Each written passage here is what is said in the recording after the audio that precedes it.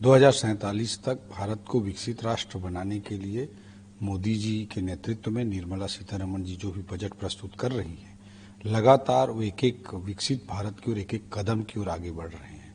और उसके लिए मजबूती के साथ जिन इंफ्रास्ट्रक्चर की ज़रूरत है, जिन कैपेक्स की ज़रूरत है, जो विजन की ज़रूरत है कि एक विकासशील देश को विकसित राष्ट्र बनाने के लिए जिन स्टेप्स की ज़रूरत है, वो स्टेप्स एक एक बजट में साफ तौर पर मोदी जी के नेतृत्व में दिखाई देता है। अब देखिए, कैपेक्स पे हिस्टोरिकल ग्रोथ हुआ है। पूंजीगत व्यय किसी भी राष्ट्र की इकोनॉमी की रीड होता है कैपेक्स, उस पर हिस्टोरिकल ग्रोथ हुआ है। 60% से अबव का ग्रोथ पिछले दिनों देखा गया, पिछले वर्षों देखा गया। उसके कारण भारत की इकोनॉमी एक और दुनिया के जितने भी लार्ज इकोनॉमीज हैं उनमें फास्टेस्ट ग्रोइंग इकोनॉमी बनकर उभरी है। और इस तरह का सिचुएशन भारत के लिए बहुत गर्व का विषय है। दूसरी ओर जो ज्ञान है, गरीब, युवा, अन्नदाता, नारी शक्ति, इनके लिए वेलफेयर स्कीम्स की, क्योंकि हमारे देश में समाज के हाशिए पर खड़े जो वर्ग हैं, जो लोग हैं, उनको भी एड्रेस करना जरूरी होता है। तो उनको भी ध्यान में रखते हुए एक संतुलित मार्ग अपनाते हुए मैं मोदी जी के विजन को जितना एक्सपेक्ट कर पा रहा हूँ, समझ पा रहा हूँ, जितनी मेरी लिमिटेड अंडरस्टैंडिंग है, उस हिसाब से दोनों में जबरदस्त बैलेंस दिखाई देगा।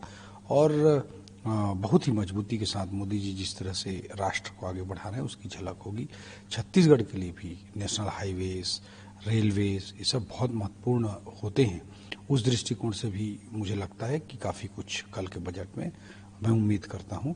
अभी पिछले बार जो नागपुर से, रायपुर से विशाखापट्टनम का जो रोड भारतमाला के तहत जो आ रहा है, वो लैंडलॉक स्टेट छत्तीसगढ़ के लिए बहुत ही गेम चेंजर होगा। और लैंडलॉक होने के बावजूद हम वाटरवेज से जुड़ पाएंगे।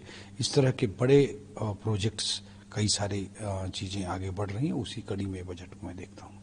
सर, छत्तीसगढ़ के बारे में आपने कहा, छत्तीसगढ़ वही बोल रहा हूँ, नेशनल हाईवे, रेलवे, छत्तीसगढ़ के लिए रेलवे बहुत ही इम्पोर्टेंट सेक्टर है, नेशनल हाईवे बहुत ही इम्पोर्टेंट सेक्टर है। उसके अलावा हम भी अपना कैपेक्स बढ़ाने की कोशिश कर रहे हैं। तो स्पेशल कैपिटल असिस्टेंस जो गवर्नमेंट ऑफ इंडिया का स्कीम है, उसमें मैं उम्मीद करता हूँ कि कुछ बड़ा आएगा और उसके आधार पर हम कैपेक्स के लिए लोन ले पाएंगे। और जिस सीए में स्पेशल कैपिटल असिस्टेंस के तहत जो लोन मिलता है उसमें 50 साल का इंटरेस्ट फ्री लोन होता है, 50 साल तक इंटरेस्ट भी नहीं लगना है। और उसे एफआरबीएम के जो कैलकुलेशंस होते हैं उसमें भी 3% के लोन के तहत काउंट नहीं किया जाता। तो हमारे जैसे स्टेट जो कि कैपेक्स को बढ़ा करके देश के विकास यात्रा में बहुत तेजी से आगे बढ़ने का प्रयास कर रहे हैं, उनके लिए एससीए में के प्रोविजन में राशि करेंगे, उसका बड़ा लाभ मिलेगा। ग्रीनफील्ड सिटी के लिए हम एससीए में अगर लोन ले पाते हैं, जो नवा रायपुर हमारा कैपिटल सिटी ग्रो कर रहा है, तो बड़ी बात होगी।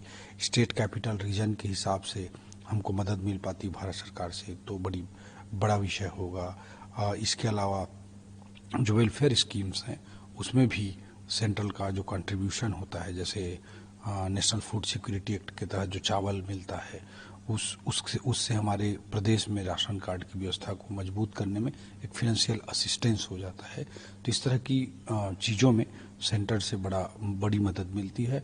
और मोदी जी ने सहकारी संघवाद पर आते ही प्रधानमंत्री बनते 2014 में ही काम किया था कि 32% का जो फिनेंशियल रिसोर्सेस हैं सेंट्रल गवर्नमेंट के, जिसे हम वर्टिकल डिवोल्यूशन कहते हैं, वो 32% के वर्टिकल डिवोल्यूशन को बढ़ाकर सीधा उन्होंने 42% किया था।